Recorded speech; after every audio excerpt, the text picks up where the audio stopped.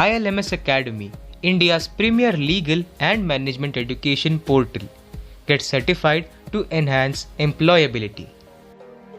नमस्ते।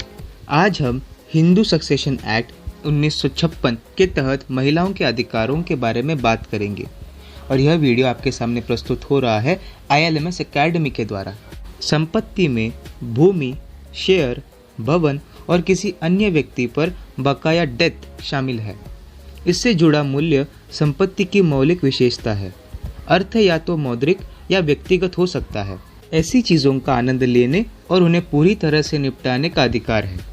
महिलाओं के लिए संपत्ति के अधिकार समानता की सुविधा प्रदान करते हैं, जो अंततः विकास में योगदान देता है। संपत्ति के अधिकार के बिना महिलाओं को आपात स्थिति के दौरान संपत्तियों तक पहुंच नहीं है, चाहे वह तलाक हो या पति की मृत्यु या कोई अन्य कठिन परिस्थिति। संपत्ति के अधिकार महिलाओं और उनके परिवारों को बेहतर सामाजिक सुरक्षा और फाइनेंशियल फ्रीडम सहित कई लाभ प्रदान करते हैं। महिलाओं के अधिकार के मामले में भूमि विवाद का एक बड़ा विषय रहा है। भूमि और संपत्ति का ओनरशिप महिलाओं को सशक्त बनाता है और राजस्व और सुरक्षा प्रदान करता है। बढ़ते ज्ञान और आधुनिकीकरण ने समय के साथ स्थिति को थोड़ा बेहतर बना दिया है और इस पहलू में अब हम समानता के बारे में भी अधिक बात कर सकते हैं। इस विषय के बारे में थोड़ा और जानते हैं। कई और महिलाओं की संपत्ति अधिकारों की तरह भारतीय महिलाओं के संपत्ति अधिकारों को भेदभावपूर्ण और अनुचित माना जाता है। गुणवत्ता और मात्रा के मामले में समय के साथ लैंगिक समानता विकसित हुई है। हिंदू महिलाओं के संपत्ति अधिकार विवादास्पद है। हिंदू महिलाओं के संपत्ति अधिकार अक्सर परिवार में महिला के वैवाहिक स्थिति जैसे कई कारकों के आधार पर भिन्न होते हैं। चाहे महिला एक बेटी हो जो विवाहित हो या अविवाहित या पत्नी या विधवा या माँ। भारत में धार्मिक समुदाय अपने संबंधित व्यक्तिगत कानूनों द्वारा शासित होते रहते हैं। नागरिकों के संपत्ति अधिकार भी इसके अंतर्गत आते हैं। इसके अलावा विभिन्न धार्मिक समूहों के भीतर भी संपत्ति के अधिकारों को नियंत्रित करने वाले अपने स्वयं के नियमों के संबंध में स्थानीय परंपराओं और प्रथाओं के साथ कई उपसमूह हैं। अब हम इस एक्ट का स्कोप या दायरा देखेंगे। भारत में उत्तराधिकार के नियम मुख्यतः धर्म पर आधारित हैं। निर्णय लेना आवश्यक है कि मृतक किस धर्म का था। जैसा कि एक्ट के शीर्षक से पता चलता है, हिंदू सक्सेशन एक्ट 1956 हिंदुओं पर लागू होता है, लेकिन यह पता लगाना कि कौन हिंदू है अपने आप में एक कठिन काम है। जब माता पिता दोनों एक ही धर्म हिंदू धर्म को मानते हैं तो बच्चे के धर्म को निर्धारित करने का समय जन्म का समय होता है। एक बच्चे का धर्म जन्म के समय निर्धारित होता है। जब माता पिता दोनों एक ही धर्म को मानते हैं, इस परिदृश्य में यह हिंदू धर्म है। बच्चा बहुमत प्राप्त करने से पहले माता पिता का धर्म अपनाएगा और एक ही धर्म का होगा। एक सामान्य रूप से पूछा जाने वाला प्रश्न एक बच्चे की स्थिति है जहां माता पिता में से एक ही हिंदू है। ऐसे मामलों में बच्चे के धर्म की अवधारणा जन्म के समय तय नहीं होती, लेकिन बच्चे के पालन पोषण से जुड़ा समय बच्चे के धर्म को निर्धारित करता है। जब बच्चे को उसके हिंदू माता पिता के समुदाय या संस्कृति के सदस्य के रूप से पाला जाता है तो बच्चा हिंदू होगा। 1956 में अधिनियमित हिंदू सक्सेशन एक्ट स्वतंत्रता के बाद हिंदुओं के बीच संपत्ति के अधिकारों का पहला अधिनियम था। विरासत में लिंग अंतर को हल करने के लिए एक विस्तृत और समान विरासत संरचना थी। एक्ट की सेक्शन 14 ने एक महिला की पूर्ण मालिक के रूप में संपत्ति प्राप्त करने और बनाए रखने की अक्षमता को समाप्त कर दिया और एक सीमित मालिक के रूप में एक महिला के अधिकार को उसके द्वारा पहले से ही ओनरशिप वाली किसी भी संपत्ति के पूर्ण मालिक में बदल दिया। अदालत यह मानती है कि एक महिला की संपत्ति के अधिकार को उसके पहले से मौजूद अधिकार के माध्यम से बनाए रखा जाना था, क्योंकि यह अधिनियम के सेक्शन 14 के दायरे में आता है। हिंदू सक्सेशन एक्ट 1956 के अधिनियम के बाद उदारवादियों द्वारा लगातार आंदोलन किया गया। उनका प्रश्न एक हिंदू व विभाजित परिवार की सहदाई की भूमि पर बेटी या विवाहित बेटी के अधिकार के संबंध में था। सहदायिकों के पुत्र पुत्रियों को समान दर्जा देने के लिए 2005 का अमेंडमेंट पास किया गया। सहदाई की विशेषाधिकार 2005 के अमेंडमेंट से पहले केवल सहदायिकों के पुरुष वंशजों को दिए गए थे। 2005 के अमेंडमेंट के बाद एक्ट के धारा 6 एक सहदायिक की बेटी को बेटे के अधिकारों के समान जन्म से एक सहदायिक होने की क्षमता की अनुमति देती है। कानून भी उन्हीं अधिकारों और दायित्वों को मान्यता देता है जो पुत्र के पास होते हैं। एरम्मा बनाम विरूपन्ना के मामले में सुप्रीम कोर्ट ने सेक्शन 14 की सबसेक्शन 1 के अनुसार पूर्ण मालिक के रूप में और सीमित मालिक के रूप में शब्दों की जांच की। दूसरे शब्दों में सेक्शन 14 सबसेक्शन 1 निर्दिष्ट करता है कि इस धारा के आधार पर एक हिंदू महिला जो प्रावधान के अभाव में संपत्ति की एक प्रतिबंधित मालिक होती, अब संपत्ति की पूर्ण मालिक बन जाएगी।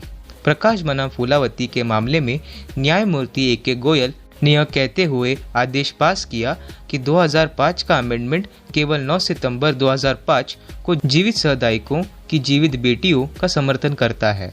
अदालत ने विशेष रूप से जोर दिया, अमेंडेड एक्ट का सेक्शन 6 केवल तभी लागू होगा जब सहदायिक और बेटी दोनों जीवित हो। उस तारीख को जब अमेंडमेंट लागू हुआ।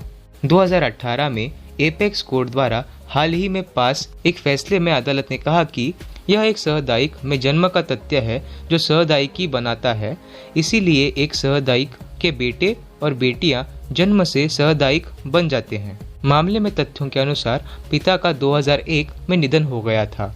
इस तथ्य के बावजूद कि 2005 के अमेंडमेंट से पहले पिता की मृत्यु हो गई थी, एक्ट की सेक्शन 6 लागू की गई थी और दोनों बेटियां सहदायिक संपत्ति में समान हिस्सेदारी और सहदायिक विशेषाधिकारों की हकदार थी।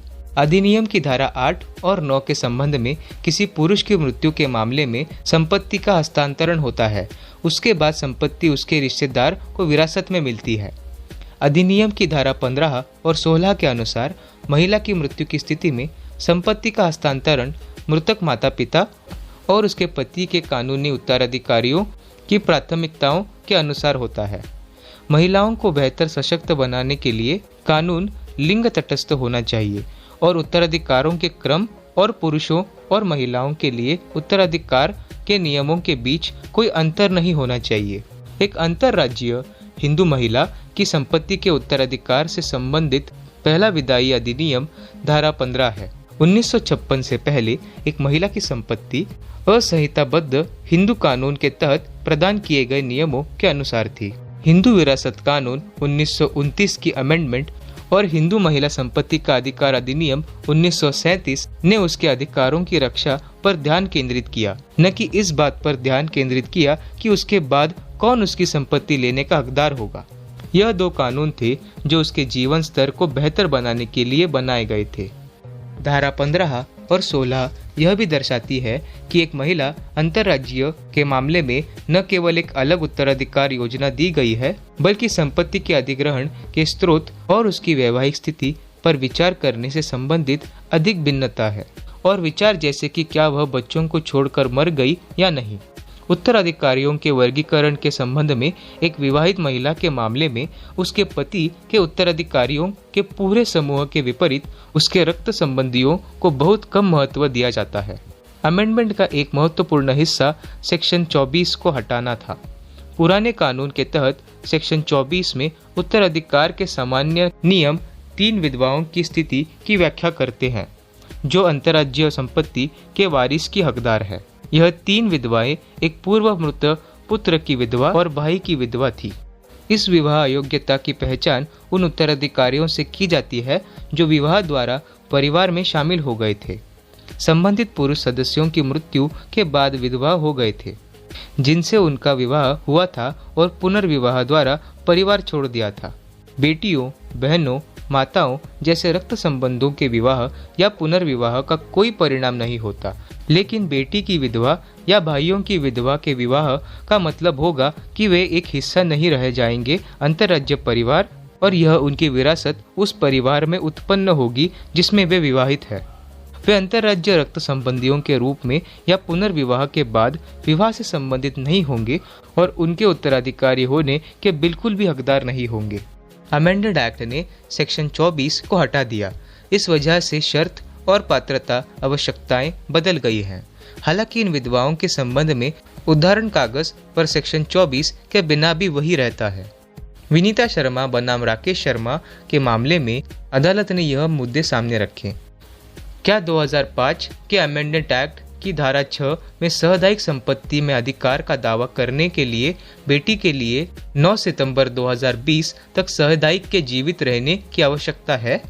क्या 2005 के अमेंडेड एक्ट की धारा 6 प्रोस्पेक्टिव, रेट्रोस्पेक्टिव या रेट्रोएक्टिव है? एक बेटी को सामुदायिक भूमि पर अधिकार प्राप्त करने के लिए अदालत ने माना कि अमेंडेड धारा 6 के अनुसार सामुदायिक पिता को 9 सितंबर 2005 को जीवित रहने की आवश्यकता नहीं है। माननीय सर्वोच्च न्यायालय ने बाधित पर चर्चा करते हुए आयोजित किया कि अबाधित विरासत जन्म से होती है, जबकि बाधित विरासत मालिक के मृत्यु के बाद होती है। इसके अलावा माननीय सर्वोच्च न्यायालय ने माना कि धारा 6 के तहत जन्म से अधिकार दिया जाता है, जो इसे एक निर्बाध विरासत प्रदान करता है और इसलिए सामुदायिकी पर बेटी को अधिकार प्राप्त करने के लिए सामुदायिक पिता को 9 सितंबर 2005 तक जीवित रहने की आवश्यकता है। माननीय सर्वोच्च न्यायालय ने माना कि अमेंडेड धारा 6 पूर्वव्यापी प्रकृति की थी। प्रोस्पेक्टिव, रेट्रोस्पेक्टिव और रेट्रोएक्टिव के सिद्धांतों की व्याख्या करते हुए माननीय सर्वोच्च न्यायालय ने माना कि पूर्वव्यापी कानून पिछली घटना से खींची गई शर्तों के आधार पर कार्य करता है। इसके अलावा न्यायालय ने माना कि सेक्शन 6 सबसेक्शन 1 क्लॉज ए में मिताक्षरा की अबाधित विरासत की सामुदायिकी का सिद्धांत शामिल है, जो जन्म के आधार पर है और क्योंकि अधिकार जन्म से दिया जाता है और यह एक मिसाल है और प्रावधान पूर्वव्यापी रूप से संचालित होते हैं। और अमेंडेड एक्ट की तारीख से कोर्ट ने यह भी कहा कि यह सेक्शन 6 सबसेक्शन 4 में निर्धारित प्रावधान से स्पष्ट है कि सेक्शन 6 के प्रावधान पूर्वव्यापी नहीं है। तो इस विषय का निष्कर्ष देखते हैं। ऐसे कई मामले थे जहां अमेंडेड एक्ट की धारा 6 के तहत अपने दावे की हकदार महिलाओं को वित्तीय संकट का सामना करना पड़ा था और उन्हें सामुदायिक संपत्ति में हिस्सा नहीं दिया गया था। हालांकि कई अन्य लोग भी थे जिन्होंने प्रकाश बनाम फूलावती के फैसले का लाभ उठाया, जबकि विनीता शर्मा का निर्णय वास्तव में लैंगिक समानता और लैंगिक न्याय के नेक और आवश्यक उद्देश्य को प्राप्त करने के लिए प्रशंसनीय है। यह तथ्य कि संघर्ष को अंततः हल करने में लगभग 15 साल लग गए, न्याय की लंबी सड़क को दर्शाता है। तो इसी के साथ यह वीडियो समाप्त होने जा रहा है। Visit ILMS Academy for various courses from contract drafting, RTI, labour law, GST and more. Get certified to enhance employability. इस वीडियो को देखने के लिए धन्यवाद।